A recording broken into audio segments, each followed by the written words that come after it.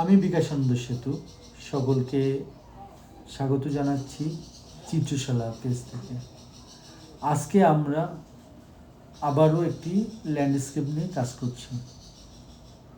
আমি বরাবরই বলেছি আমরা বাচ্চাদের নিয়ে বা যারা নতুন ওয়াটার কালার ধরছে, নতুন কাজ করছে তাদের নিয়েই যেহেতু কাজ করি, এই জন্য আমরা সহজ সাবলীলভাবে করার চেষ্টা করি। এখানে আজকে আমি যে বিষয়গুলো করেছি, যে একটি ল্যান্ডস্কেপে সাধারণত যে ডিস্টেন্সটা বোঝানোর জন্যে এবং সেখানে পরিবেশগত দিকে কি কি থাকতে পারে, অল্প সাবজেক্ট নিয়ে কীভাবে সেটাকে আমরা গুছিয়ে করতে পারি, বেটার কম্পোজিশন হয় সেটা নিয়ে। এখানে আমি প্রথমে পেপারটি ভিজিয়ে নিয়েছি এবং সেখানে আকাশের রঙটি ছেড়ে দিয়েছি। তার পরবর্তীতে গাছ এবং অন্যান্য বিষয়গুলো সেখানে কালারগুলো দিয়েছি। আমাদের কিন্তু একটি বিষয় সবসময় মনে রাখতে হবে যে আমাদের আলো ছায়াটি প্রথমেই ধরে ফেলার চেষ্টা করতে হবে। এতে কী হবে, কাজটি করতে আমাদের অনেক বেশি সহজ হবে। এবং সাথে ছোট ছোট সাবজেক্ট, যেমন হয়তো একটি মাঠে গরু আছে, দূরে একজন মানুষ গরুটি নিয়ে যাচ্ছে, দূরে কিছু গ্রাম থাকলো, এগুলো বেশ সুন্দরই লাগে।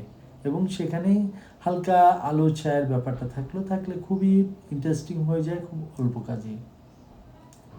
আর আরেকটি বিষয় আমরা চেষ্টা করব, এখানে আপনারা দেখছেন আমি কিন্তু গরুটি ড্রয়িংটা রেখে বাইরে গ্রিনটাকে একটু গাঢ় করে দিয়েছি।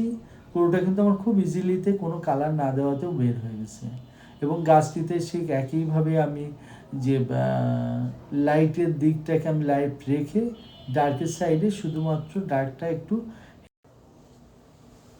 বেশি মাত্রায় দিলে তখন লাইটটা আমাদের খুব ভালোভাবে বের হয়ে আসে। এবং এর মাধ্যমে আমরা মেইনলি ওয়াটার কালার বা অন্যান্য এসব যে প্রাণটা সেটা আমরা দেখতে পাই। আর এর সাথে সাথে আমরা বিভিন্ন জায়গায় ধরেন ব্যাকগ্রাউন্ডে একটু বেশি করে এবং ঘরের পিছনে বা বিশেষ বিশেষ জায়গাগুলোতে একটু ডার্ক ওয়াশি ব্যবহার করলে তখন কি হয়, আমাদের সাবজেক্টগুলো আস্তে আস্তে সবগুলো বের হয়ে আসে। এইভাবে আমরা খুব সিম্পলি একটি ওয়াটার কালার শেষ করতে পারি এবং এর মাধ্যমে আমরা কাজটা অতি সহজ হয়। আর ছোট ছোট কিছু কিছু ব্যাপার থাকে যেগুলোকে আমরা যদি একটু টাচ করতে থাকি আমাদের ওয়াটার কালারে তখন মেইন ব্যাপারগুলোতে একটা কাজের সুন্দর পরিবেশ দেখা যায়। আর এইভাবেই আমাদের কাজগুলো প্র্যাকটিসের মাধ্যমে মানে বহুবারই আমি বলেছি, যত প্র্যাকটিস করব তাতে আমাদের ওয়াটার কালার শেখাটা তত ইজি হয়ে যাবে। তো আমাদের সাথে থাকার জন্য, যারা আমাদের ফলো করেন, আমাদের চ্যানেলটি দেখেন এবং আমাদের সাথে আছেন, সকলকে ধন্যবাদ জানাই আমাদের সাথে থাকার জন্যে। সকলে ভালো থাকবেন, সুন্দর থাকবেন, আরও বেশি